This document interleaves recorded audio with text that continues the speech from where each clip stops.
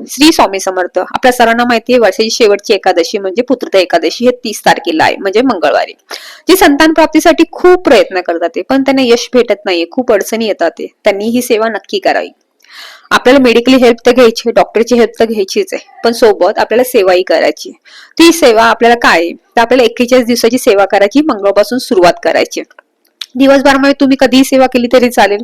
आपल्या सर्वांच्या घरामध्ये बाळकृष्ण असतो, तर बाळकृष्णाची मूर्ती घ्यायची, तिच्यावर सर्वप्रथम पंचामृताने अभिषेक करायचा आहे. पंचामृताने अभिषेक करताना तुम्हाला ओम नमो भगवते वासुदेवाय नमः हा मंत्र जप 11 वेळा, 21 वेळा, 108 वेळा जप केला तरी चालेल. नंतर ती मूर्ती स्वच्छ करायची आणि नंतर तिच्यावर फक्त पाणी अभिषेक करायचा आणि पाणी अभिषेक करताना तुम्हाला 16 वेळा पुरुष सुक्तम म्हणायचे.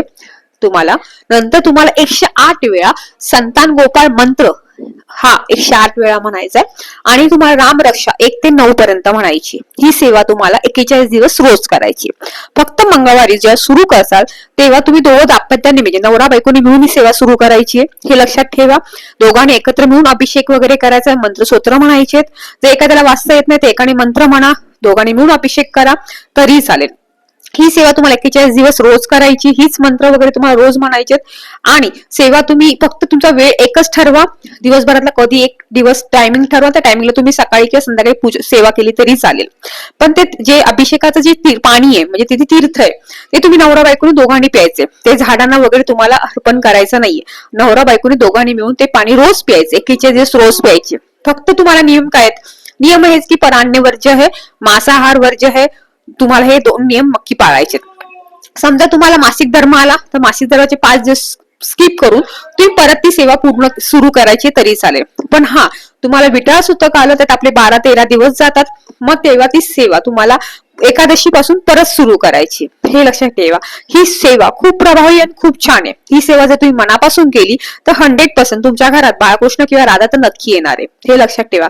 कारण की सेवा खूप प्रभावशाली, मनापासून फक्त करा. सोबत तुम्ही गणपती स्तोत्र रोज जर तुम्ही 1 वेळा किंवा 5 वेळा जरी म्हटला तर खूप छान राहील.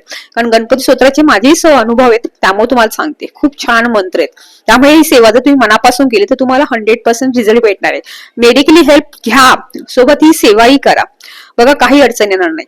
पहिल्या दिवशी नवरा बायकोनी दोघांनी मिळून करायचे, नंतर नवऱ्यानी एकट्याने जरी केली तरी चालेल, स्त्री किंवा बायकोनी एकट्याने केली तरी चालेल. पण हा तीर्थाचं जे पाणी 41 दिवस तुम्हाला रोज दोघांनाही पियायचे, हे लक्षात ठेवा.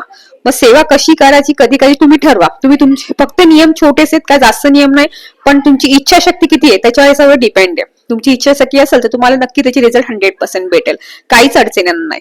श्री स्वामी समर्थ.